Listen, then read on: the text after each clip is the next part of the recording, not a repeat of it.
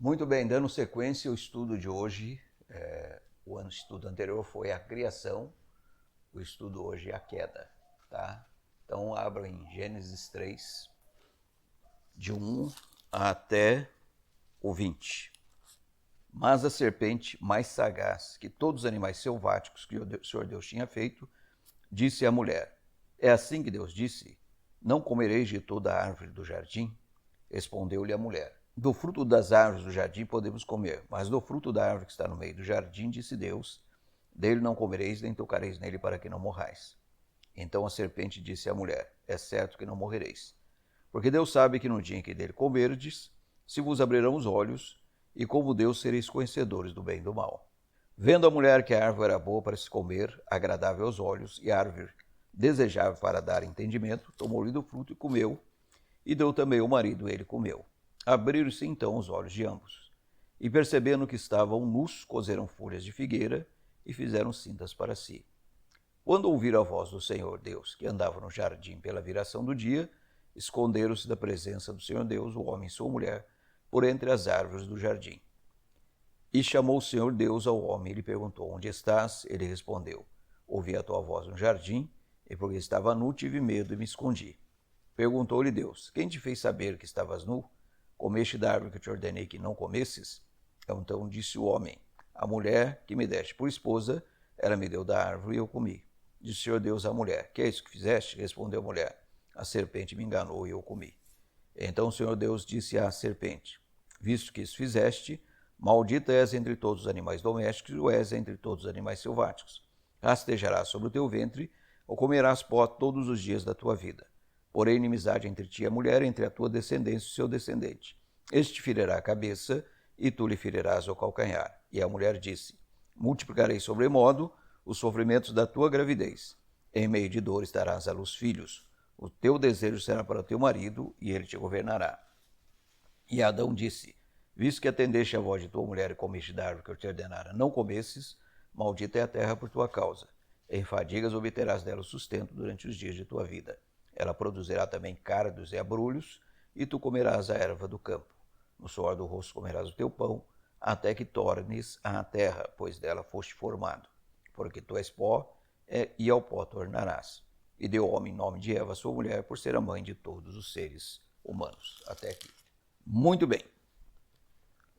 Então, aqui, como eu estava falando, está do jeito que Deus tinha predeterminado que o homem vivesse numa terra paradisíaca em plena comunhão com ele. Esse era o plano de Deus inicialmente falando, tá? Então, nada do que aconteceu depois daqui para frente era a vontade de Deus para nós, tá? Ah, mas por que ele não interviu? Não interviu, eu já disse, porque Deus nos fez seres pessoais com capacidade do livre-arbítrio, direito de livre escolha. Se ele ficar interferindo, nós deixamos de ser seres pessoais. E Deus é coerente em tudo que ele faz. Essa é a grande verdade, tá? Então, nós falamos também no estudo passado que hoje nós iríamos ver a primeira reunião espírita do mundo, tá? Que aconteceu no Éden. É uma coisa muito antiga. Então vamos ver se realmente isso está aqui. Quem já participou de uma reunião espírita sabe que para uma reunião espírita ser levada a efeito, são necessários 3 elementos. O primeiro elemento é aquela pessoa que, segundo o Espiritismo, tem um dom da mediunidade, quer dizer, capacidade de receber espíritos, que, segundo o Espiritismo, são almas desencarnadas de seres humanos que vêm para ajudar, tá? Esse é o primeiro elemento. O segundo elemento, o espírito que encarna nesse médium, tá? E o terceiro elemento, aquela pessoa que perdeu um ente querido, está lá chorosa, saudosa, precisando de consolo, encosta um espírita lá e diz: olha, o espírito do seu pai desceu lá no centro e diz que quer conversar com você. Se a pessoa não vai porque ela crê, bate a curiosidade, ela vai. E eu já tenho colocado aqui que os anjos caídos, eles vivem no mundo espiritual. eles nos veem e nós não os vemos. Quer dizer, eles têm um dossiê a respeito de cada um de nós. Ele sabe tudo a nosso respeito. Aquela conversa que a pessoa teve lá com o pai, entre ela e o pai só, ele sabe de tudo isso.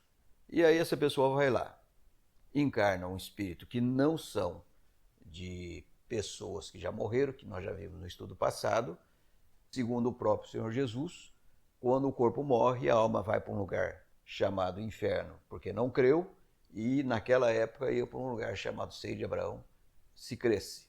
E de lá não sai. Então isso implica que não pode ser uma alma de alguém que já morreu humano. Tá? Isso é. Então, na verdade, o que encarna ali é um espírito maligno, que se faz passar pela pessoa que já morreu, porque ela tem informações a respeito. Então, ali, aquela pessoa que está ali, que não tem o conhecimento da palavra, ela está totalmente vulnerável àquela situação. E aquele espírito fala daquela conversa que ela teve com o pai, somente ela e o pai, e de outras coisas, através da psicografia, pode escrever na mesma letra do morto. E aquela pessoa que não tem informações, ela cai que nem um patinho ali, crendo firmemente que o pai está ali e até chora de emoção. É assim que se manifesta uma reunião espírita. Vamos ver se esses 3 elementos estão aqui no Éden. Então vamos lá. Já tinha havido aquela rebelião. Os espíritos malignos já tinham sido expulsos, obviamente, da presença de Deus. E Satanás, ele estava só esperando uma oportunidade para intervir naquela situação. Só que ele queria intervir de uma maneira palpável. Sendo espírito, não podia. Encarnar em Adão ou em Eva, ele não podia, porque ainda estavam debaixo da proteção de Deus. O que ele fez? Ele encarnou no animal selvático, uma serpente, que foi a primeira médium do mundo. O espírito de Satanás encarnado nela e Eva como a consultante. Está aí a primeira reunião espírita do mundo. E que anjos caídos encarnam em animais, a própria palavra apresenta. Aqueles anjos lá do endemoniado de Gadara, eles encarnaram lá nos porcos e isso, ao longo da história humana, tem acontecido. Ok? Então não é nada fora da curva aí. Então tá aí.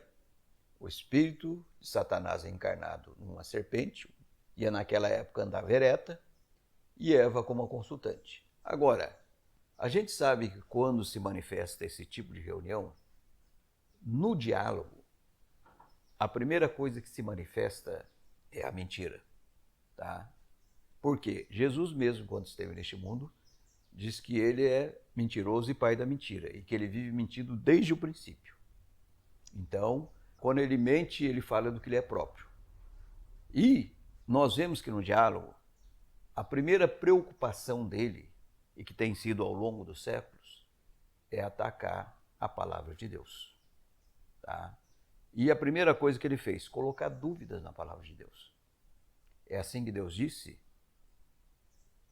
Ponto de interrogação. Eu acho que não foi bem assim que ele falou, não. Tá?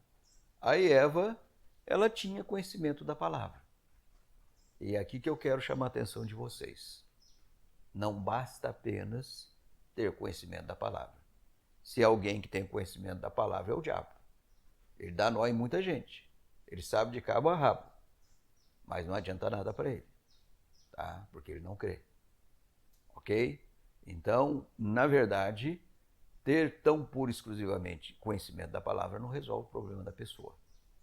Porque Eva ela falou decoradamente tudo que Deus tinha falado, o que eles não deveriam fazer. Não foi o que ela falou? Deus disse, foi uma metralha ali. Só que ela tinha conhecimento intelectual da palavra. Se essa palavra estivesse, naquela época, marcado a alma de Eva, jamais ela teria dado ouvidos àquela conversa ali. Ok? Mas, infelizmente, não foi assim que aconteceu. Aí, o que ele fez? Quando ela citou a palavra de Deus, ele foi completamente de encontro à palavra. Aí ele falou diretamente, ele confrontou a palavra de Deus. Ele falou assim, no versículo 4, então a serpente disse à mulher, é certo que não morrereis. Tá? Quer dizer, foi de encontro à palavra de Deus. É o que ele tem feito ao longo dos séculos. Deus fala que você tem que agir de uma determinada maneira. Ele vem e fala que você tem que agir de outra maneira. Deus fala que a verdade, que nós devemos andar na verdade. Aí ele vem e buzina no seu ouvido. Uma mentirinha ajuda de vez em quando. E talvez você já tenha até repetido isso. Ajuda aí pro brejo, eu vejo assim, tá? Porque quando Deus fala, viva na verdade, é para você viver na verdade. Por mais, eu me lembro que eu li um livro, há muito tempo atrás, eu era jovem ainda, e o tema do livro era Mais Puro que o Diamante. Eu não me lembro de nada do resto do livro que eu li, mas uma colocação que foi feita ali, aquilo me marcou. Ele diz assim, mesmo que pareça que o mundo vai cair na sua cabeça, diga a verdade. Né? Então, a verdade liberta, como a palavra diz, a mentira prende. Então, ele diz, não, uma mentirinha sempre ajuda. E muita gente tem caído nessa esparrela. Não quer conversar com alguém que bateu a porta, manda o filho dizer que não está. Mente e ajuda o filho a mentir também. É geralmente assim que acontece. E aí ainda cai naquela, né? O papai mandou dizer que ele não está. Entrega ele de verde e amarelo. Já ouvi gente falar isso que aconteceu. Então, Deus fala, o sexo somente no casamento. Ele falou, mas para que só isso, uma só? Vamos variar, né? E é isso que está por aí. Ele sempre vai falar o contrário daquilo que a palavra fala. E muitas vezes usa de muita sutileza para enganar as pessoas, usando até a própria palavra de Deus, como nós já vimos aqui, pegando o texto fora de contexto e assim por diante. Então, muito cuidado com esse elemento, porque esse elemento ele é de alta periculosidade em jogar você contra a palavra de Deus. Ok? Continuando. Aí ele vai e coloca uma frase realmente própria dele, bem diabólica. Porque Deus sabe que no dia em que dele comerdes, se vos abrirão os olhos, e como Deus sereis conhecedores do bem e do mal. Então presta bem atenção, olha o que ele faz aqui. Deus sabe. Quer dizer, em outras palavras, Deus está com segundas intenções com vocês. É a mesma coisa, eu faço uma afirmação aqui, vocês saem daqui, o pastor falou isso para eu, falou isso porque colocou em dúvida a minha idoneidade. Colocou em dúvida Deus, a palavra de Deus, que Deus sabe. E ao mesmo tempo que ele fez isso, numa frase só, ele apelou para o orgulho deles. Vocês não querem ser como Deus? Ora, como ele quis ser Deus, ele apelou para a mesma coisa. Vocês não querem ser como Deus? Aí ele colocou conhecedores do bem e do mal. Uma certa parte, quando ele falou conhecedores do bem e do mal, ele falou uma verdade, que eles seriam sim conhecedores do bem e do mal. Só que ele não explicou o outro lado da moeda. Que eles seriam conhecedores do bem, sem forças para praticá-lo, e conhecedores do mal, sem forças para deixar de praticá-lo. E nós somos assim. Quantas vezes na vida de vocês até hoje, vocês já falaram, não vou fazer mais isso. E conseguiram? Não conseguiram, obviamente. Né? Quantas vezes você não quer fazer uma determinada coisa, não é da sua vontade fazer aquela coisa, mas você vai lá e acaba fazendo. Quer dizer, imagine um ser que não tem controle da sua própria vontade. Dá para confiar? Dá para confiar. É difícil. Né? Porque a pessoa às vezes nem quer fazer, mas ela faz. Não está nela dizer não para ela mesma. Paulo falou isso no Romanos capítulo 7. Desaventurado o homem que sou. O bem que quero, esse não faço. E o mal que não quero, esse eu faço. Ele tem a resposta lá no final. E nós vamos também ver no final do estudo aqui. Tá? Então, na verdade, ele fez uma colocação numa frase, ele atingiu vários objetivos. Né? E ele é expert em fazer esse tipo de coisa. Aí o que aconteceu? A mulher fez o que ela jamais deveria ter feito. Ela olhou para a árvore. Né? Então está aqui, olha. Vendo a mulher que a árvore era boa para se comer, agradável aos olhos, e a árvore desejável para dar o entendimento, tomou do fruto E comeu e deu também a Adão, e Adão, o seu marido, comeu. Foi lá e ele foi bem submisso. Foi lá e comeu, né? Então, ele poderia ter sido firme ali, mas não foi. E aí, baseada em 3 pilares, que é tudo que existe no mundo de ruim, nós vamos mostrar isso para vocês daqui a pouco, Eva foi lá e pegou do fruto, comeu, e Adão foi no vácuo. E aí o mal estava feito. Vamos analisar esses 3 pilares.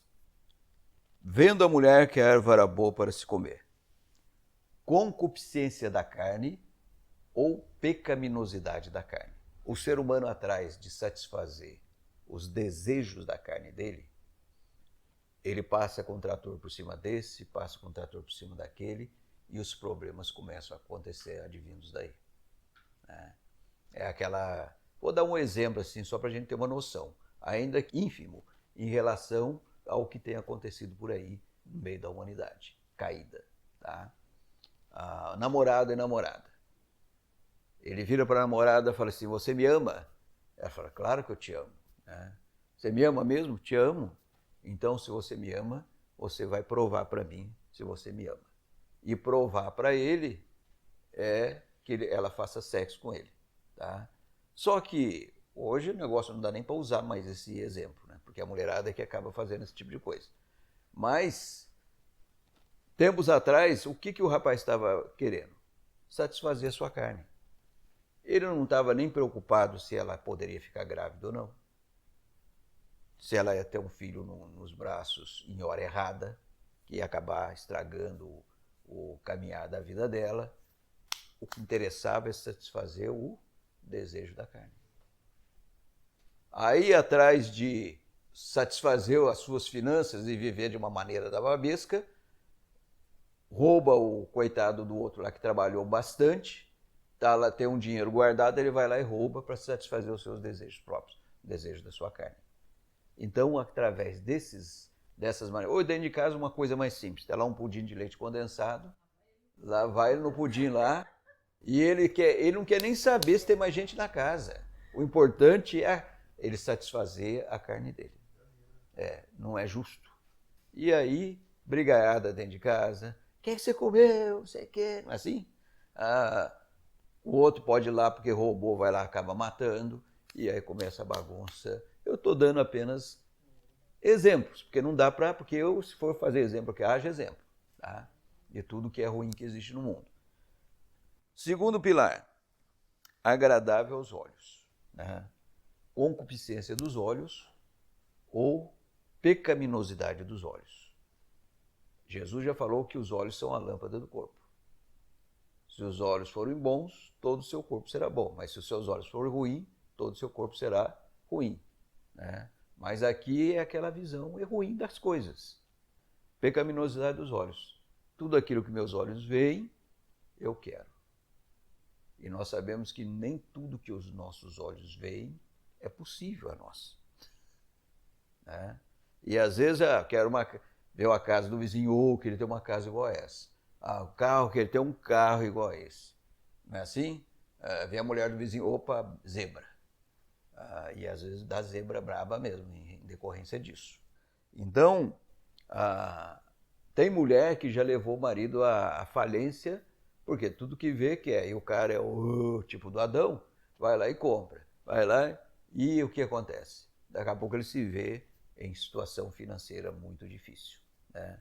Então, e aí as coisas vão só se degringolando, Aí vem, e a árvore desejável para dar entendimento. Terceiro pilar, soberba da vida. Eu não sou contra estudar, pelo contrário, dou o maior apoio. Porque eu sempre parti do princípio que pessoa bem informada é pessoa protegida. Tanto é que nossas filhas, desde criança, nós procuramos informá-las a respeito de tudo. Nunca negamos informações a elas. Porque nós sabíamos que a criança informada, ela não vai entrar em conversa que não deve.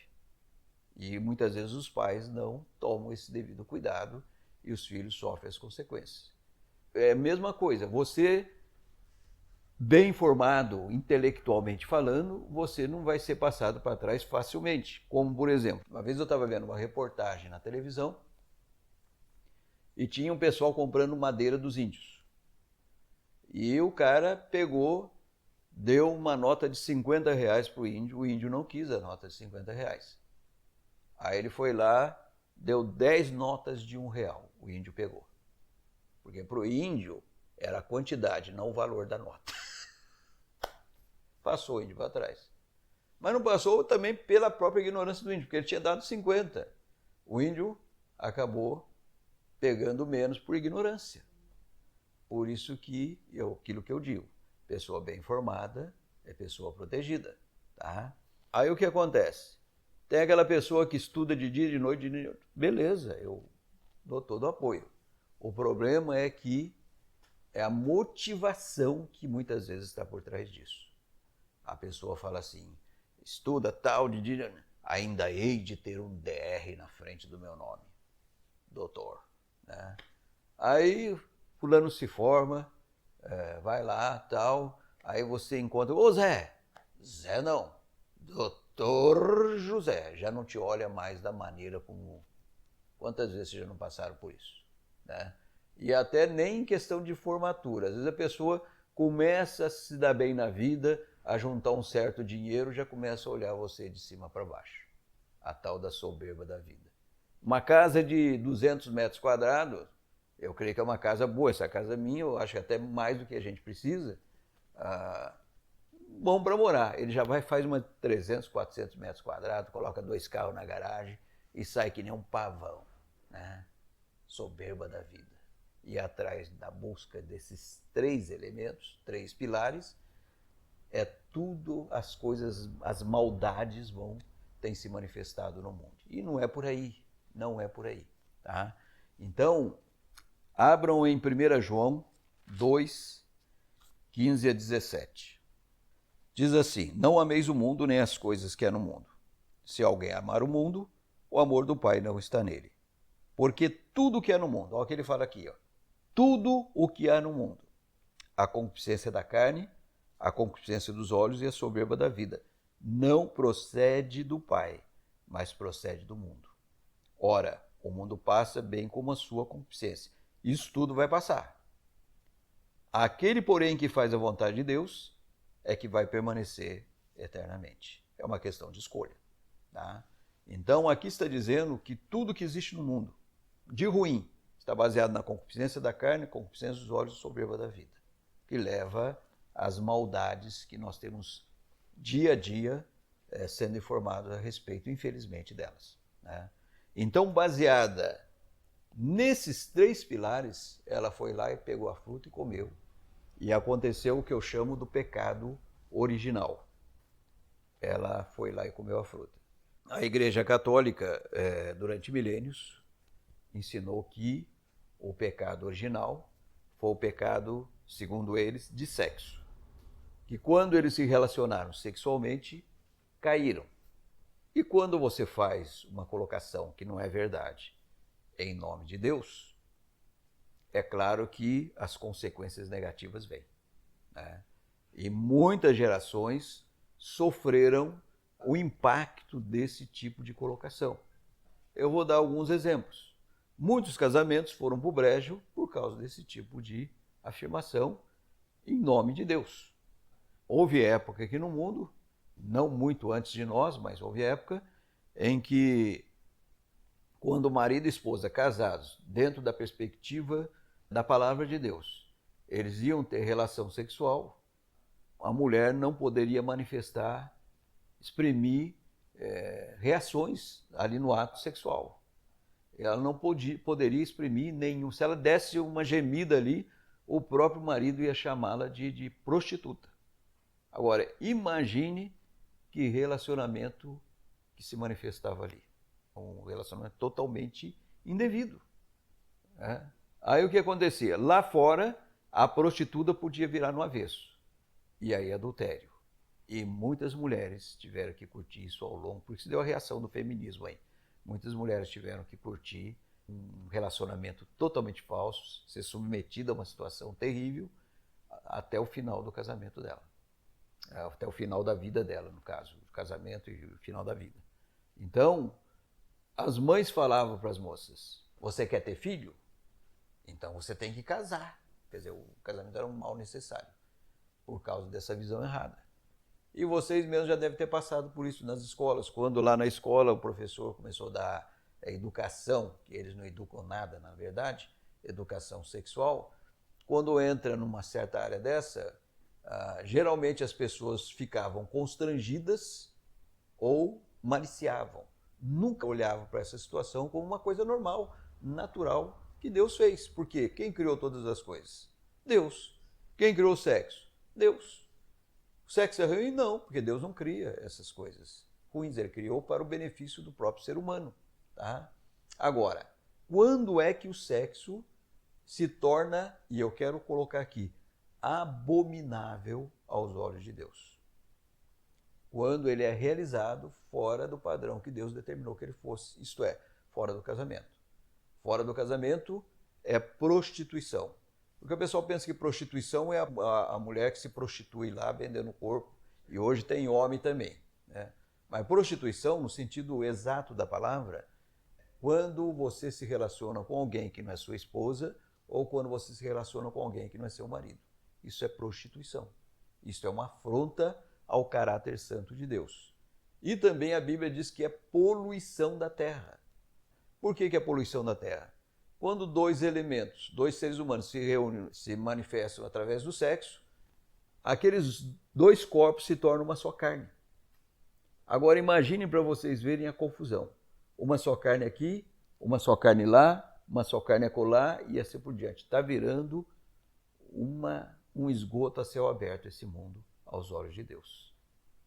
E um dia Deus vai cobrar isso aí. A conta vai chegar. Pode ter certeza disso. Tão certo como esse sol que está brilhando hoje. A conta vai chegar. E, infelizmente, não vai chegar boa para a maioria das pessoas. Infelizmente. Tá?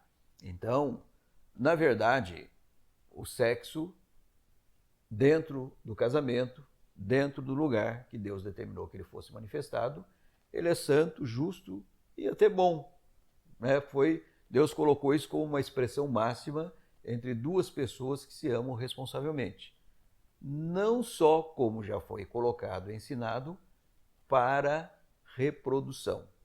Também, mas não só para reprodução, como se tem também se manifestado. Tanto é que tem essa igreja que eu citei, ela não aceita nenhum preservativo até hoje. Tá? Por quê? É baseado numa colocação que foi feita lá atrás. Crescei e multiplicai-vos. Tá? Agora, vamos analisar a coisa do ponto de vista correto. Quando Deus falou para Adão e Eva, crescei e multiplicai-vos, quantas pessoas tinham na terra? 2. Ora, essa colocação era contextual para aquela época. Então, naquela época, era para crescer e multiplicar. É assim que as interpretações começam a dar errado. Né? Era para crescer e multiplicar. Agora, pergunto-lhes eu, na atual conjuntura, já não cresceu e multiplicou? Então, espera lá, né? Deus deu sabedoria na hora certa para o homem para usar preservativos, que eu não vejo problema nenhum. Quando eu estava para casar com minha esposa, nós chegamos à conclusão que 2 estava de bom tamanho. E quando ela tivesse um segundo, ela seria laqueada na época. Tá? Laqueada. Hoje eu faria diferente. Mas naquela época ela foi laqueada.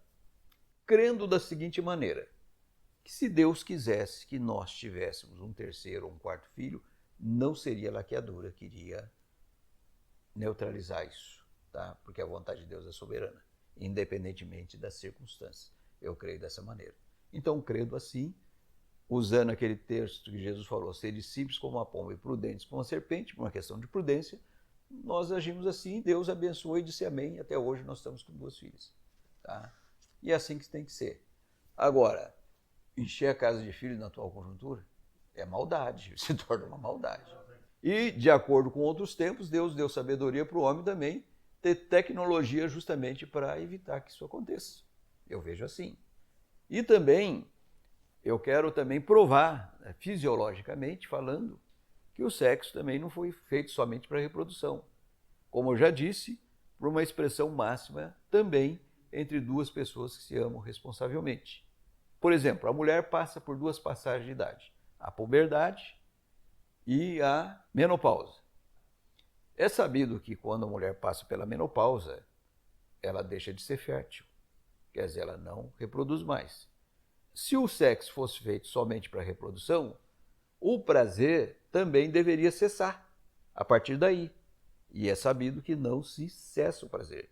Então isso implica que também não foi só para a reprodução, mas para a expressão máxima entre duas pessoas que se amam responsavelmente, coisa que não tem acontecido na atualidade. Ok? Resolvida essa questão? Então, é óbvio que o sexo não foi pecado, ele se torna pecado quando praticado fora da realidade para o qual Deus determinou que ele fosse praticado. E também os evangélicos em geral sempre ensinaram, e eu aprendi dessa maneira, que o pecado original foi desobediência. E eu digo que não também. Desobediência, como nós vamos ver agora, foi consequência do pecado original, que é, nós vamos ver, a questão de Deus desde aquela época até agora conosco. Deus disse para ele o seguinte, está vendo aquela árvore lá? Que eu já quero enfatizar aqui que não era maçã, pelo amor de Deus. A Bíblia não determina que tipo de fruto que era. Poderia até ser, mas não é o caso. Está vendo aquela árvore lá? Se vocês comerem daquela árvore, vocês vão morrer. Não que aquela árvore tivesse algum poder miraculoso para fazê-los conhecedores do bem e do mal. Não, era um teste que Deus estava colocando para eles. Então, o que aconteceu? Eles creram no que Deus disse? Não, não creram. Porque se eles não tivessem crido, eles não teriam feito. Então, aqui está o pecado original. Não crer na palavra de Deus. Esse é o único pecado, biblicamente falando, que não tem perdão nem aqui, nem no mundo vindouro. Tá? E tem pessoas que pegam um texto nos evangelhos, quando os escribas e fariseus disseram que aqueles milagres que ele estava fazendo era pelo poder de Beelzebul, maioral dos demônios, então vem pessoas para blindar as doutrinas deles e diz assim, blasfemar contra o Espírito Santo de Deus não tem perdão nem aqui, nem no mundo vindouro. Quer dizer, se você falar, criticar uma prática que não é bíblica, que eles estão fazendo lá, você está blasfemando contra o Espírito Santo. Você não vai ser perdoado aqui, nem no mundo vindouro. Mas, na verdade, se nós formos analisar o texto, para aquelas pessoas falarem o que falaram, vendo, sendo testemunhas oculares dos milagres feitos, né, ali na presença deles, e eles chegarem ao cúmulo de dizer que era realizado por maioral dos demônios, eles que estavam crendo naquilo que Jesus estava fazendo? De maneira nenhuma, eles já tinham rejeitado Jesus no coração. Esse é o único pecado que não é perdoado aqui nem no mundo vindouro. Não crer na palavra de Deus. Tá? Nós que já vimos aqui, quantas vezes você já não mentiu na sua vida? Na maior cara de pau, foi lá e mentiu. E às vezes você faz uma afirmação e alguém não acredita naquilo que você está falando. Você fica todo nervosinho. Quem é você para não acreditar no que eu estou falando? Não é assim? E fica bravo e às vezes fica inimizado daquela pessoa, com inimizade com aquela pessoa, por causa disso. Agora, imagine aquele que é a própria verdade personificada. Eu sou o caminho, a verdade. Tá? Ele é a verdade. Nele não existe nenhuma sombra de variação que vai contra a verdade. Ele é a verdade, se personificou, né, aqui no nosso meio. E ele mesmo deu para o testemunho de eu sou a verdade. E você não crê na palavra dele? esse pecado realmente não vai ter perdão. Esse é o pecado mortal. Se existe pecado mortal, esse é mortal. Esse não tem perdão nem aqui, nem no mundo vindouro. Né? Porque se você for analisar na história da humanidade, quantas pessoas blasfemas e blasfemas que depois se arrependeram e creram e foram salvas. Então não é bem por aí. É aquilo que eu sempre digo. Quando a aplicação daquele texto não bate com a prática, é porque a aplicação está errada. Está totalmente fora da caixinha.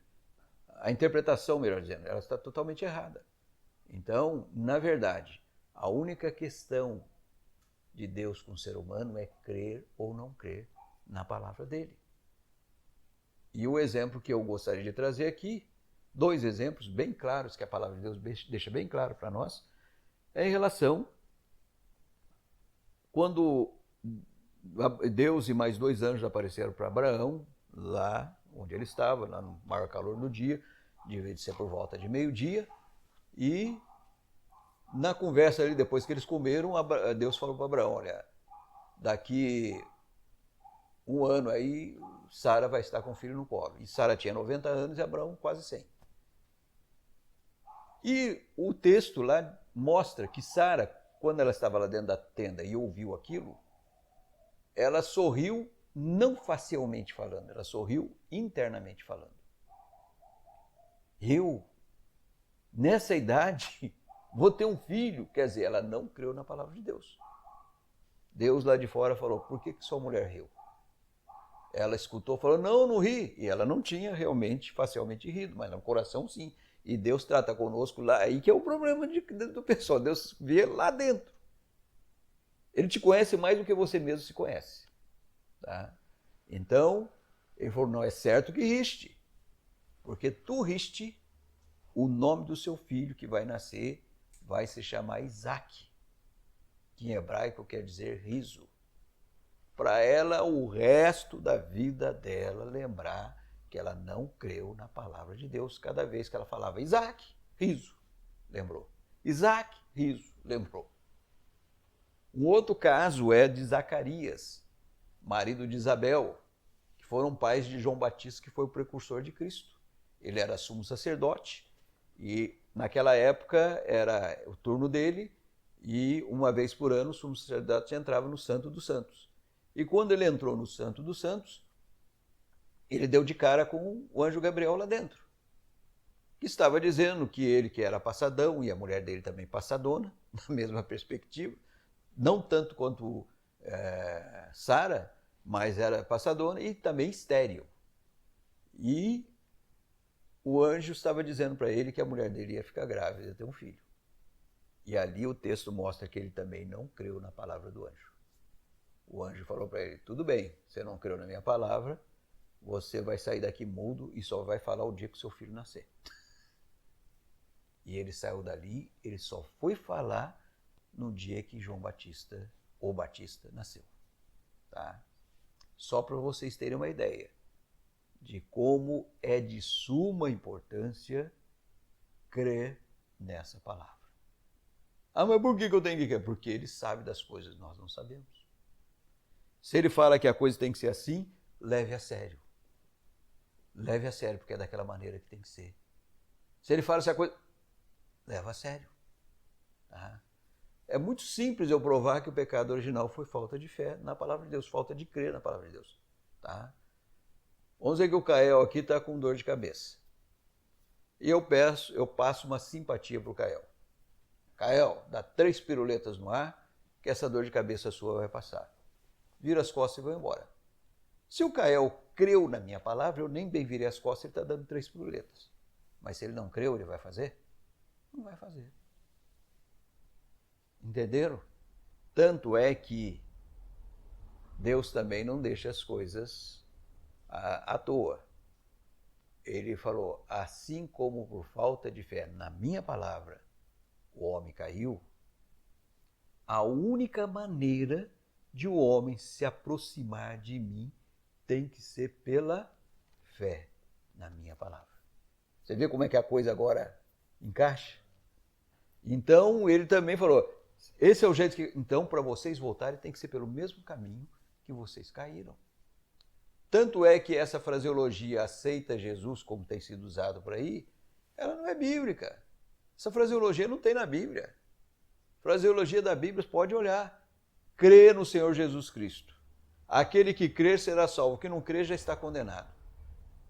Pela graça sois salvos mediante a fé. Isso não vem de vós, é dom de Deus, não de obras para que ninguém se glorie. Crer ou não crer, eis a questão. Não creu? Tem pessoas que falam, não creio, mas com as atitudes evidenciam, não crê. Também vai para o brejo. Você não precisa dizer que não crê, como alguns fazem. Não, as atitudes. Tem muitos crentes que dizem que são crentes, que na verdade não são crentes. Porque vivem uma vida, aqui é uma coisa, lá é outra. Deus vê, Deus sabe das coisas. E querer administrar a coisa com o pastor, se administra facilmente. Mas vai administrar diante dos olhos de Deus? Tem jeito. A questão é crer ou não crer. O Shakespeare, lá no passado, falou, ser ou não ser, eis a questão. No nosso caso é crer ou não crer, eis a questão. Ou você crê ou você não crê. Mas crer não é dizer eu acredito. Porque se for levar para esse lado, tem alguém que crê mais do que todo mundo. O diabo, ele sabe todas as coisas. Mas adianta para ele? Não resolve.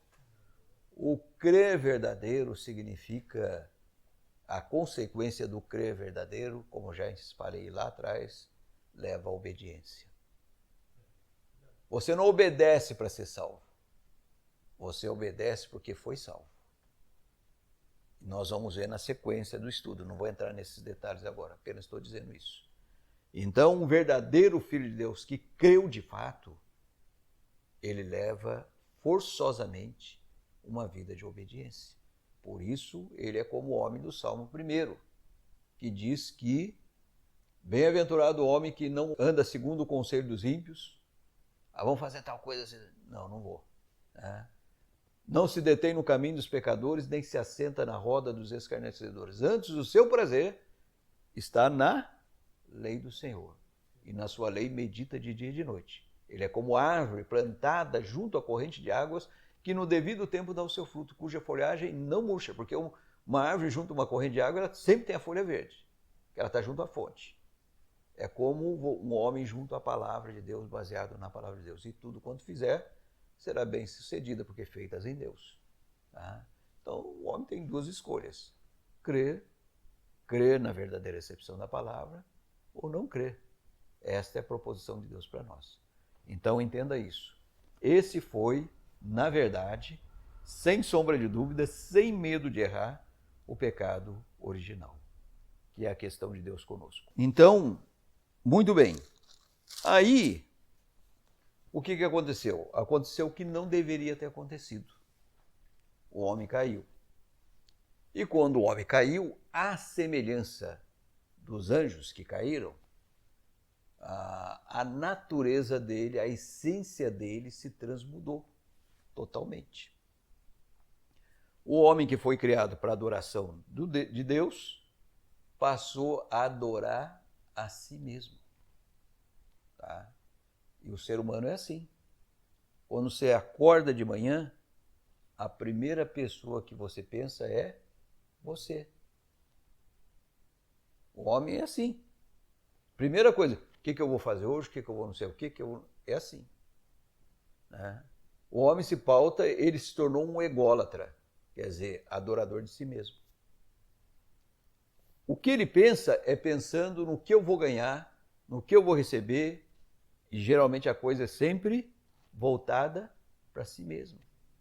Agora, imaginem várias pessoas no mesmo ambiente visando o seu próprio interesse. Tem jeito que dá certo? Não tem jeito de dar certo. E é onde as coisas realmente acabam dando errado, até morte sai e uma série de outras coisas acabam saindo, acontecendo, ruins. Né? Você entra no ambiente e tem um grupo de pessoas que vem atrás de você. Você é o primeiro a entrar. Você passa os olhos por aquele ambiente lá, geralmente você passa correndo os olhos para aquele ambiente, procurando o melhor lugar para você sentar. E que se lasque quem vem atrás. É assim ou não é? É assim. Numa fila, você sempre quer ter o privilégio de ser o primeiro. Ah. No aniversário, alguém foi lá e fez o bolo. E aí você recebe um pedaço daquele bolo, você come e fala assim, que bolo ruim, quem fez? Ninguém aparece. Mas se acontece o contrário, a pessoa come o bolo, que bolo gostoso, quem fez? Fui eu. É desse jeito, não tem como. Porque os casais que na hora do namoro se dizem gostar tanto, depois se casam, dá tanta confusão, que passam a viver juntos. É aquela história, você só conhece alguém quando come sal com ele. E aí, por que dá errado? Porque são dois elementos adorando a si mesmo. Cada um buscando o seu próprio interesse. Isso não é amor, isso é armor. Amor não é, jamais. Porque quem ama segundo o amor de Deus nunca é de lá para cá, é daqui para lá. Por isso alguém já fez uma colocação com muita propriedade, que ninguém deve casar para ser feliz. Parece um absurdo, né? Todo mundo quer casar para ser feliz, mas não deveria casar para ser feliz. Ele deveria casar para fazer feliz. Se dois elementos casados, um busca a felicidade do outro, tem jeito de dar errado? De jeito nenhum. Você está lá deitado no sofá, lá depois de trabalhar, seu Pedro, trabalho pesado, certo? O verdadeiro amor, ele se autonega, na verdade. Ele está lá cansado, lá no sofá. Aí a Lohane vem e fala assim, Pedro, você pode pegar o negócio lá para mim assim? Se ele for tomar a atitude errada, e geralmente é assim que acontece, fala, você não vê que eu estou cansado? Já começa o negócio, não é assim? O ambiente já fica ácido. Mas se ele tiver o amor verdadeiro no coração dele, ele vai se negar. E ele, por uma questão de consideração à pessoa que ele ama, ele vai levantar dali e vai fazer o que ela pediu, porque ele ama. E é assim que as coisas têm que ser, para que as coisas caminhem. Porque se Deus não nos amasse assim, nós jamais estaríamos aqui, porque nós não fizemos nada para merecer o amor dele. Agora, quando não existe verdadeiro amor, existe o quê? As cobranças. Você não está me fazendo feliz. Você que não está me fazendo feliz. Aí não tem como. Dois bicudos não se beijam. Quantas vezes não sou melhor do que ninguém, mas é a graça e o amor de Deus sobre minha vida. Quantas vezes eu não estava aqui, nessa situação, cansado, e a Rosali tem a dificuldade de levar a roupa lá para baixo para estender. Querido, você não pode estender essa roupa lá embaixo para mim? A vontade minha era morrer naquele sofá ali. Mas, pensando no que eu ensino, e segundo o padrão da palavra de Deus, fiz um esforço, levantei, fui lá, e quantas vezes ela me pede, quantas vezes eu vou lá e estendo. E eu procuro trabalhar para o benefício dela. E a Bíblia é muito clara quando diz assim, aquilo que o homem semeia, ele colhe. Um dia eu estava aqui deitado, deu vontade de tomar um café, falei assim, querida, você pode fazer um cafezinho para mim? Ela estava indo já para o quarto lá. Ela parou, não, eu vou fazer, você merece. Você está entendendo? É assim que tem que funcionar. Para você ter paz dentro de casa, você tem que seguir o padrão do manual do nosso fabricante. É visar o benefício, é amar, é procurar proteger e não tirar. Que é o velho homem que eu estou dizendo aqui quando caiu. Ele só quer tirar, ele visa a si mesmo, ele é o Deus seu. Então o Deus que a mim toda a glória. E o homem sem Deus é assim, por isso tanta confusão, tanta bagunça. Outra questão. O homem se tornou uma pessoa que não assume principalmente aquilo que ele faz de errado. Adão, quem que te fez saber que estavas nu? Aí o que ele fez? A mulher que tu me deste. Quer dizer, eu estava numa boa aqui e o Senhor me arrumou essa confusão. Ele acusou a Deus e acusou a mulher. E olhem só a paciência de Deus. Foi lá falar com Eva. Eva sumiu? Não, ela sumiu. Ela falou, foi a serpente. E o ser humano é assim. O ser humano tem uma tremenda dificuldade de assumir o que fez de errado. Ele mente na cara de pau, ele sai pela tangente, sai para tudo quanto é lado, mas ele dificilmente assume aquilo lá. E quando chega a assumir, ele fala que fez aquilo ali com boas intenções. Né? Pega duas crianças lá, alguma coisa quebrou lá dentro do quarto. Chega lá e faz a pergunta, né? Quem fez isso? Uma aponta para a outra, ela. Está aí, ó, vocês têm experiência. E quando a criança está sozinha e não tem ninguém para ela acusar, ela diz que a parede bateu e derrubou. Ou foi o cachorro, solta no gato, solta no cachorro e assim por diante. Né? Então, o ser humano se tornou essa maravilha aí que vocês estão vendo. Tá? Se tornou também desequilibrado, emocionalmente falando. Pastor, o senhor está me chamando de louco? Não, louco é uma coisa, desequilibrado é outra. Nós somos equilibrados. Não precisa fazer muita força para entender isso. Lá na antiga Grécia, um rapaz, tinha muita gente inteligente naquela época lá, que viveu fora da época. Pitágoras, naquela época, desenvolveu o teorema de Pitágoras, do triângulo retângulo. É um cara fora da época que ele viveu. E muitos viveram fora da sua época ali. Hipócrates, que é aquele que fez a declaração de Hipócrates, todo médico faz a declaração, mas a maioria na prática não vive essa declaração. Ele, naquela época, ele classificou o temperamento do ser humano através de 4 características. Fleumático, melancólico, colérico e sanguíneo. O que é uma pessoa fleumática? Uma pessoa fleumática é aquela pessoa que você vai conversar com ela e você fala, ela fala, né? Pois é, né?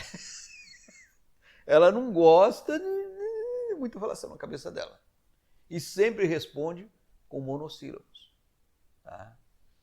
Não tem uma tremenda dificuldade de assumir compromisso. Ele não assume, ele some. Tanto é que quando ele começa a namorar, ele não sabe se casa ou se compra uma bicicleta. Então, geralmente, ele vai namorar uma colérica, porque é assim que a coisa acontece no dia a dia. Tá? Aí a mulher vai lá e encosta ele na parede. Fala, não, peraí, precisamos construir uma casa primeiro. Aí tá, a casa é construída depois de muito tempo. Aí depois que constrói a casa, ela encosta ele na parede de novo. Não, precisa comprar os móveis. Aí demora para comprar os móveis. E aí? Não, precisa comprar um carro, nós precisamos de um carro. Quando não tem mais o que falar, a mulher vai lá, encosta ele na parede, ele gosta dela, acaba casando com ela, que não tem jeito. Aqueles namoros homéricos, demorados, né? Casa. Né? Casa, aí a mulher fala assim, querido, tem uma torneira pingando lá, pode deixar que eu arrumo. 1 mês, 2 meses, 3 meses, a torneira continua pingando. Querido, tem uma goteira, pode deixar que eu arrumo. 2 meses, 3 meses, a goteira lá. E às vezes está lá no sofá, né? E alguém bate a porta, e ele dá uma olhada lá por trás do vão da janela lá, ele vê quem está lá e vê o problema que está vindo, aí o que ele faz? estou bem hoje, querida. E aí esse cara vem aí, vai lá resolver para mim. Já, mas sempre dá um jeito de sair fora, não encarar. Se você vê uma mulher falando assim, meu marido e nada aqui em casa é a mesma coisa, pode saber que ele é fleumático. Por outro lado, o sanguíneo. Sanguíneo é fácil identificar o sanguíneo. Porque ele chega chegando. Ele lá fora você já sabe que ele está chegando. Oh, já começa a brincar com o vizinho. E aí, como é que vai? Não sei o que, e aí, não sei. Já viu? Vai, não sei o que, e entra e fala. E é o contrário do fleumático, ele fala mais que a boca. Tá? Fala e vai. Numa festa, uma festa sem sanguíneo não é festa. Porque ele é a alma da festa. Ele põe fogo aqui, vai lá e brinca e tal, e sacode. É um cara articulado, sabe? E nem meu sogro era assim. Tá? Às vezes eu estava viajando com ele no ônibus e uma pessoa que ele nunca viu na vida dele. Ele soltava um negócio lá pro cara lá e falava, vai dar problema. Daqui a pouco o cara estava todo alegre conversando com ele, falando, não estou entendendo mais nada. Sabe, esse cara que envolve as pessoas, né? Principalmente as de fora, que dá Ibope, né? E no bairro onde ele mora, você pergunta onde mora o Pedro, todo mundo sabe onde o Pedro mora, tá? Que ele dá tchau até para gato, ele é o político, né? O cara, lá onde eu estudei, ele morava lá, tinha uma comunidade lá, todo mundo gostava do meu sogro, achava ele maravilha, né? Então, é assim o sanguíneo. Só que, por outro lado, o sanguíneo, ele, quando dá alguma coisa para ele fazer, ele só fala naquilo, ele só pensa naquilo, e parece que a coisa vai sair para ontem. Daqui a pouco já não é mais aquilo, é outra coisa. Ele muda muito. Tá? Meu pai era assim. Meu pai, para vocês terem uma ideia, enquanto eu morei com ele, numa cidade de 40 mil habitantes, ele mudou 16, eu contei no dedo, 16 vezes ele mudou.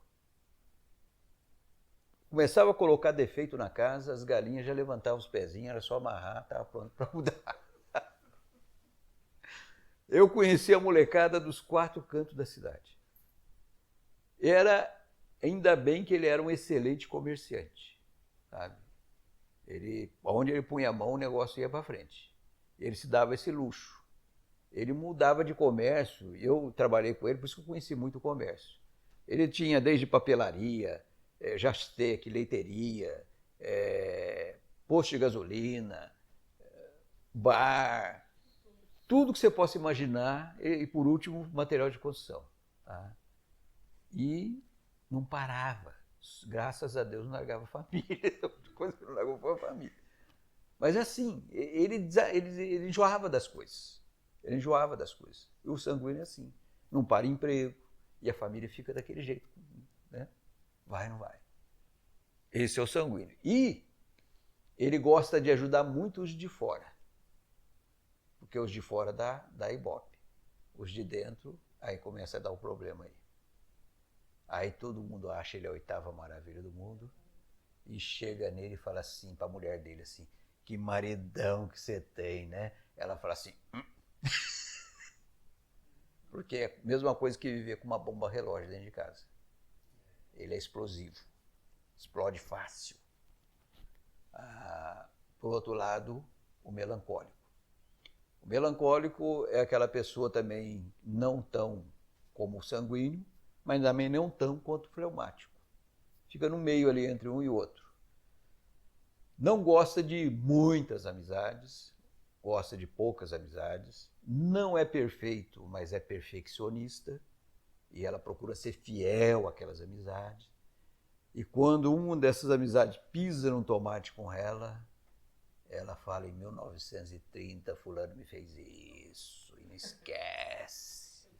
E não esquece. Tem uma dificuldade de perdoar terrível.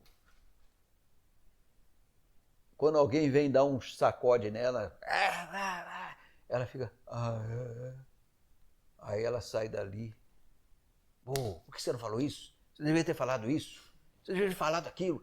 Quando encontrar, eu vou falar. Encontra e não fala. Mas fica só se cozinhando por dentro. Tá? Tem uma sensibilidade para emoção impressionante. Está assistindo um filme ali emotivo, daqui a pouco está lá debulhando em lágrimas. Qualquer coisinha enche os olhos de lágrimas. Por outro lado, tem o colérico. É o sargentão, ou sargentona, o manda-chuva. Aonde está, tem que estar mandando. Né? É impressionante. Porque é na hora que vai começar um jogo de futebol. Eu joguei bola e eu sei como é que acontece. Né? Fulano está lá e fica lá com a embaixadinha daqui, embaixadinha dali, passa a bola, chuta no gol, pau, e o negócio não vai. Chegou um colérico, a primeira coisa que ele faz é passar a mão na bola, colocar debaixo do braço, você escolhe, você não sei o quê, põe ordem na bagunça e o negócio vai. Já é automático. Aonde está, ele está mandando. Não tem como. Tá? Você quer ver uma criança colérica? Está lá um grupo de crianças brincando com uma bola dentro de casa. A mãe não gosta disso. Né? Aí a mãe vai lá, já dá uma bronca em todo mundo, pega a bola, coloca lá em cima do guarda-roupa. As outras crianças de outros temperamentos já estão procurando outras coisas para fazer. O colériquinho está lá querendo pegar a bola que está lá em cima do guarda-roupa. Perseverante, uma coisa. O melhor namorado do mundo. Por quê? Ele gosta da moça e aquilo é um desafio para ele. Então ele pega aquilo como desafio. E vira até um melancólico. Traz florzinha para a namorada e não sei o quê, e tá, e a menina se vê, achei o meu príncipe desencantado. E se achou, achei o amor, aquela velha história de hoje, o amor da minha vida. Né? Fede depois. Tanto amor da vida dela. E aí, o que acontece? Casou, ele conseguiu o intento dele. Aí, ele vai partir para o serviço. E a moça fala, cadê meu namorado? Porque já conseguiu, já atingiu o objetivo. Tá? A língua dele, segundo já falaram, é que nem uma espada árabe. O que era a espada árabe? Diz que ela era tão afiada que você jogava um paninho fininho para cima e parava, ela vinha e cortava. Né? Ele é o contrário do melancólico, bom de resposta. Tá? Ele BCD, G, um pedaço para cada lado. A língua dele mata. Tá? De tão afiado que é. Tá? Então, antes da queda, nós tínhamos 25% de cada um desses temperamentos. Éramos equilibrados. Depois da queda, o negócio desarticulou e geralmente se reconhece a pessoas. Tanto é que eu começo a falar aqui, um começa a dar risada, outro começa a dar risada, porque começa a se identificar. E não era para ser identificado dessa maneira, com um só. Ou, geralmente são dois que incidem mais. Melancólico, fleumático, fleumático, colérico, colérico, melancólico e assim por diante. Eu sempre tive duas vozes dentro de mim e não entendia por quê. Uma voz falava assim, fala, fala. O outro falava, fala não, vai dar problema. Fala não, fala. E eu acabava falando. Por quê? O colérico meu era mais forte do que o melancólico. Mas depois que eu fazia o negócio, eu saía pensando, vai dar zebra, não sei o quê. Quer dizer, essa briga dentro de mim, sempre tive essa briga. E hoje eu entendo por quê. Eu entendo por quê. Mas não era para ser assim. Não era para ser assim. Consequência do pecado. Naquilo que nós nos transformamos. Pessoas difíceis. Tá? Muito difícil, como diz aquele rapaz. Você pega uma moça, até para falar, né? Não é assim? Sei que vai. Não tem nem boca direito para falar, mas começa a pisar no calo dela. Daqui a pouco aquela voz que não tinha força, não é assim? Ou se não ela chora de raiva. Dificilmente alguém age numa boa diante das pressões da vida. Ou sai na murrada, ou sai falando. Não é assim? Olha que fulano abençoado que está ali, pisa no calo dele. Você vai ver a bênção vir. Está lá no dentista. Aquele motorzinho comendo solto lá. E aí começa a dar dor de barriga, começa a dar mão fria. Não é assim? Vai falar com uma autoridade, a palavra não sai direito. Em programa de escola, vai fazer apresentação lá na frente da classe, trava todo mundo, fica com dor, ninguém quer, um empurra o outro. Nós nos tornamos pessoas desequilibradas emocionalmente falando. Nós somos pessoas difíceis. Tanto é que quantas vezes vocês não começaram uma amizade, investindo para aquela amizade ir para frente, e daqui a pouco dá aquela zebraiada lá na frente. E traz aquela frustração terrível. O ser humano é assim. E eu poderia entrar em muitas outras questões, porque não foram poucas as consequências do pecado. O pecado, o pessoal não entende o que é pecado. Pecado, quando entrou no mundo, é uma palavra pequena, mas ela trouxe uma bagagem enorme de coisas maléficas, ruins, péssimas para o nosso dia a dia. É só você analisar uma família. Você pega aí uma família de 4 pessoas, pai, mãe e 2 filhos. Você vê que se amam. Porque você mexe com um, fica todo mundo alvoroçado, não é assim? Fica todo mundo alvoroçado. Mas aí você põe lá, desequilibrado emocionalmente, cada um visando o seu próprio interesse, não assumindo o que faz de errado. Quanta dificuldade dentro de casa, não é verdade? Quanto desgaste emocional, quanto bate-boca, quanta confusão. Se alguém disser que nunca teve um lar assim, ele veio de Marte, ele não é da Terra. Tá? Aí briga entre si, briga com o vizinho, guerra. Consequência do pecado. Não era para ser assim. Que Deus é esse? Deus não queria nada disso. Deus não queria. Quem escolheu falou, mas o que eu tenho que ver com os meus pais? Muito. Você é descendente dele. É a mesma coisa, você tem um pai aí que, chegado num goró, como diz aí, né, na pinga. O cara pode gerar um filho com lábios lepurinos, aqueles lábios cortados. O que ele tem que ver? Muito, ele era descendente dele, ele plantou e ele colheu. Consequência do pecado. O pecado trouxe as suas injustiças. Eu poderia entrar nas quando injusto nós somos também. As coisas ficaram difíceis. Por isso que uma coisa que era para ser abençoada se tornou uma maldição na nossa vida. E eu não falei ainda também, conhecedor do bem sem força para praticá-lo. E conhecedor do mal sem força para deixar de praticá-lo. Ainda tem mais essa agravante ainda. Por isso que aqueles que se amam, que vivem debaixo de uma casa só, têm tanta dificuldade. Tem até morte. A coisa está feia. Né? E está ficando cada vez mais. Consequência do pecado. Então, consequência naquilo que nós nos transformamos. Não era para ser assim. Vamos em frente. Versículo 16. E a mulher disse, multiplicarei sobre modo os sofrimentos da tua gravidez, em meio de dores darás à luz filhos. O teu desejo será para o teu marido, ele te governará. A mulher não era para ter dor de parto. Né? E ela tem dor de parto, e a coisa diz que não é boa. Então, por outro lado, diz que ela seria dominada pelo homem.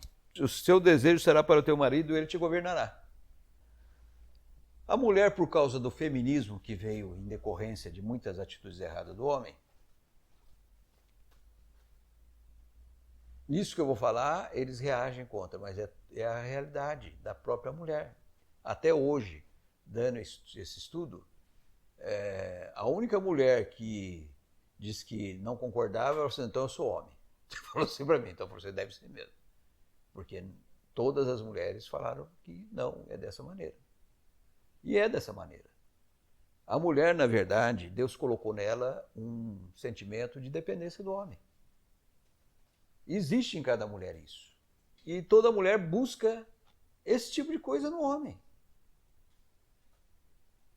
Às vezes você pega uma mulher bonita, muito bonita, e começa a namorar um cara, não tem muitas propriedades, coisas físicas, atributos físicos, e todo mundo fica lá, a língua come solta, né? O que é isso?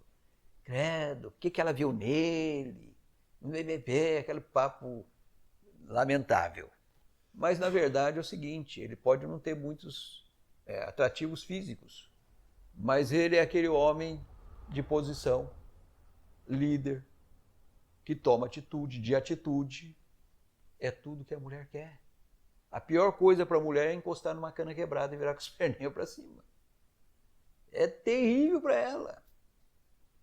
Então, a mulher realmente, na verdade, ela busca isso no homem. Porque a mulher o cara pode não ser bonito, mas se o cara é de posição, é uma pessoa de atitude que traz proteção para ela, é tudo que ela quer. E aí, há muitos anos atrás, eu fui fazer uma preleção lá no estado do Rio de Janeiro, numa cidade chamada Piraí, e foi no CIESP lá daquilo que o Brizola fez, escola lá para as crianças que ficavam o dia inteiro na escola.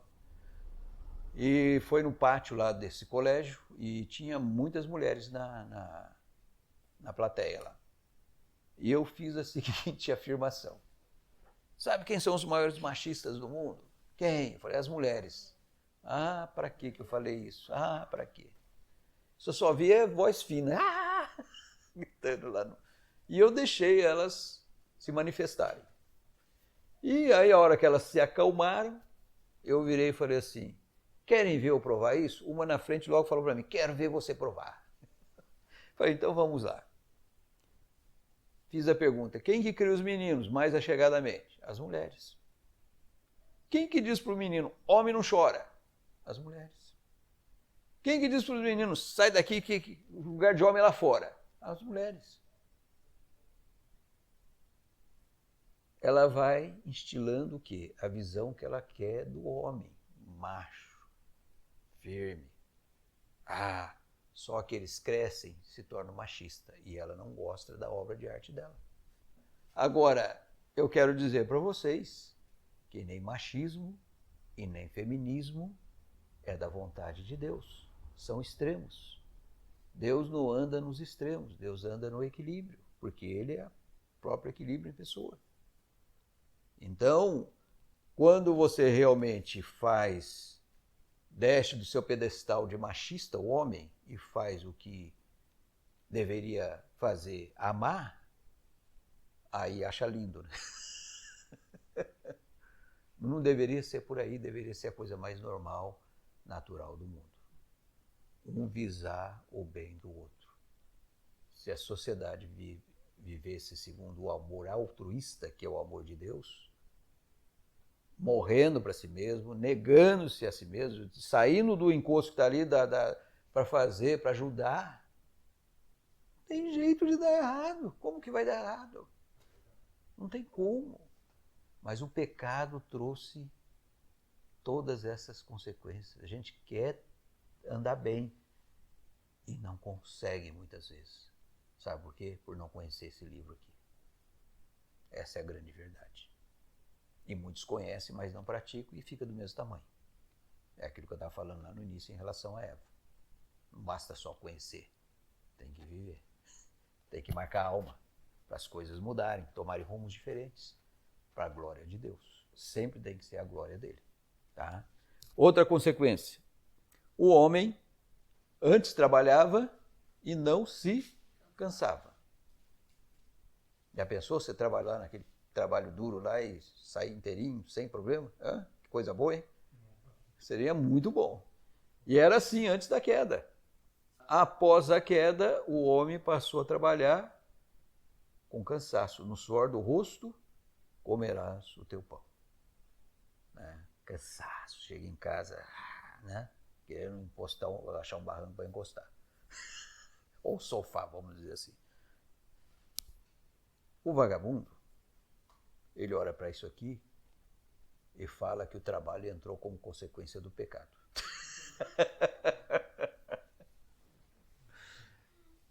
É só Deus para ter misericórdia desse povo, né? Jamais. O trabalho, ele veio dos céus. O trabalho é de Deus. O trabalho traz progresso, traz dignidade. O trabalho é de Deus. Jesus falou, meu pai trabalha até agora e eu também. O trabalho é coisa boa. Olha o que está acontecendo aí quando não está deixando o homem trabalhar. A situação no nosso país atualmente. É um absurdo, é bizarro isso aí. Trabalhar ocupa a mente. Mente vazia, oficina de Satanás. Terrível. Trabalho traz progresso, traz abastança, sabe? Traz dignidade. É de Deus. Muita gente pensa que... Eu já vi gente falar assim, quero ir pro céu, não. Aí fica aquele anjinho tocando harpinha, lá, um negócio muito fleumático. Quero ir pro inferno, porque o negócio é quente. Já vi gente falar isso. Quer dizer, isso se chama, não é nem ignorância, é gonorância. Na verdade, o pessoal não tem consciência do que vai ser o céu. Vai ter muita atividade, gente. E uma atividade incrível, mas você não vai se cansar. Vai voltar ao que era antes. O pessoal pensa que vai ser... Deus tinha um plano, não tinha?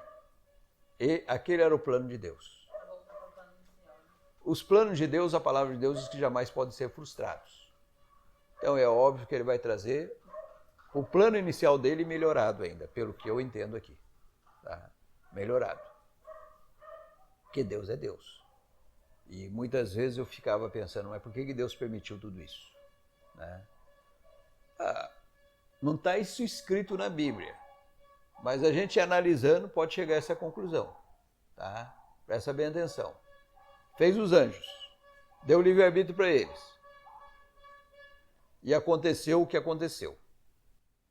Fez o homem, deu livre-arbítrio para eles. E aconteceu o que aconteceu. Por quê? Eles não conheciam o pecado. Deus permitiu que eles conhecessem o pecado. Quem for estar lá, no novo céu e nova terra, vai ter plena consciência que o pecado não vale a pena. Acabou, encerrou o esquema. Vocês querem? Experimentem. Deu para entender? Eu penso assim, que Deus não faz nada sem uma razão de ser. Tá? Olha, às vezes você expressa aquilo que está acontecendo, é normal. Você está com preguiça, eu creio que quem falar aqui que nunca teve preguiça, eu tenho que dar um prêmio de mentiroso. Preguiça todo mundo tem.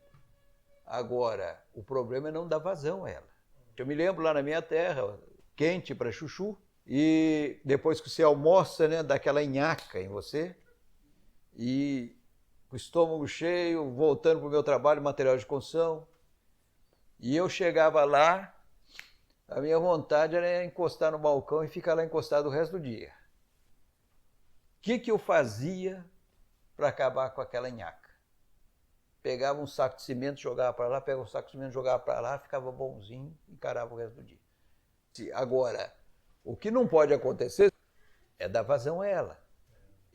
Aí se torna pecado. Muito bem. E tudo isso e muitas outras consequências negativas passaram a fazer parte daquilo que nós somos. Pessoas difíceis, pessoas problemáticas. E nós podemos colocar muitas outras questões aqui. Se você achar que você é a oitava maravilha do mundo, você não é. Nós não somos a oitava maravilha. Nós somos pessoas difíceis. Muitas vezes nós agimos de maneira que nem nós não entendemos por quê, por causa do pecado. Por que eu fiz isso? Quantas vezes já não falou isso? Por que eu fiz isso? Eu não devia ter feito isso. Já fez. Né? Então, tudo isso passou a fazer parte da nossa existência. Por isso, tanta confusão. Você olha para a história humana, haja confusão. E as confusões continuam. Tá? Cada um buscando o seu próprio interesse. Aí só aí já é uma zebra grande. É só olhar, infelizmente, para os líderes do nosso país. Aqueles congressistas lá, só Deus para ter misericórdia. Eles não pensam no país, pensam neles. Estou falando, está sendo gravado, mas é a realidade, tá? Infelizmente. Dá vontade de sentar no canto e chorar. Tá? Estão lá para representar o povo, eles lesam o povo, infelizmente. Então, tudo isso passou a fazer parte automaticamente da vida do ser humano. E uma consequência que não entrou tão automaticamente, mas depois passou a fazer parte da vida do ser humano e que nós detestamos, tá? É isso que está descrito aqui, ó. Porque tu és pó e ao pó tornarás, a morte física. E é uma coisa que é terrível, traz separação, traz saudade, traz uma série de outras coisas, né? E é uma coisa que choca o ser humano, né? Mas é a realidade. Não creram na palavra daquele que é todo verdade, estão sofrendo as consequências disso. E a pior das consequências, a longo prazo, é a chamada, na Bíblia, segunda morte. E com a segunda morte, não tem apelação mais. É a separação eterna da alma da presença de Deus. E a primeira morte, dependendo da maneira como a pessoa foi, já pode levar à consequência da segunda morte. E a coisa é séria, né? E o ser humano é tão duro que, ouvindo essas verdades, ainda continua num caminho que vai levar a essa segunda morte. Porque não crê. Porque se realmente cresce, não tomaria o rumo que tem tomado. Essa é a grande verdade. Mesmo ouvindo a palavra de Deus, não crê. Tá? Porque a atitude fala muito mais alto do que a palavra. Essa é a grande verdade. O homem caindo, quando o homem caiu, se tornou pecador. E aí a lei de Deus, que é santa, justa e boa, olhou para o homem e falou assim: pecador, condenado. Porque a justiça dos céus, ela é justa. Não é que nem a justiça da terra. Mata, rouba, daqui a pouco está na rua. Aí o cara está no cemitério e ele está na rua. Estamos cansados de ver isso. Não é justa, não tem justiça. Principalmente no nosso país. Agora, a justiça dos céus vai sofrer as consequências, não tem como, ela é justa. Então essa lei que é santa, justa e perfeita, ela olhou para o ser humano e falou assim, pecador, e automaticamente nos condenou. E essa era a situação do ser humano diante de Deus, condenado, sem apelação. Deus, sendo Deus, ao invés de ele mandar a lei dele, a justiça dele, ele segurou a justiça dele e mandou a misericórdia. Em que sentido, que aspecto que ele mandou a misericórdia dele? Logo que o homem caiu, ele programou um plano de resgate do ser humano. Que seria o seguinte, que num futuro distante daquela época, haveria de vir um Messias, que haveria de fazer um ato através do qual quem viesse a crer nele pudesse ser salvo. Mas muitas gerações haveriam de viver antes da vinda desse Messias. Então Deus determinou uma maneira naquela época do homem se aproximar dele, para que através daquele ato exercesse fé no Messias que haveria de vir e naquela época ser salvo. Então no próximo estudo nós vamos ver que atitude era essa que Deus tinha instaurado lá no passado, através do qual a pessoa seria salva. Tanto é que a gente vê que existia uma esperança futura. A gente vê Jó, que viveu 2000 anos antes de Cristo, falando, eu sei que o meu Redentor vive e que um dia haverá de se levantar sobre a face da terra. Quer dizer, havia uma esperança futura, na crença na vinda do Messias. E nós vamos ver também o dilúvio. O juízo que Deus mandou naquela época, fazer uma analogia entre a época do dilúvio que nós estamos vivendo hoje. E nós vamos ver também que logo após o dilúvio, Deus escolheu um dentre os filhos de Noé para que através dele viesse na carne esse Messias Salvador. Então tudo isso nós vamos ver no próximo estudo, se Deus quiser. ok?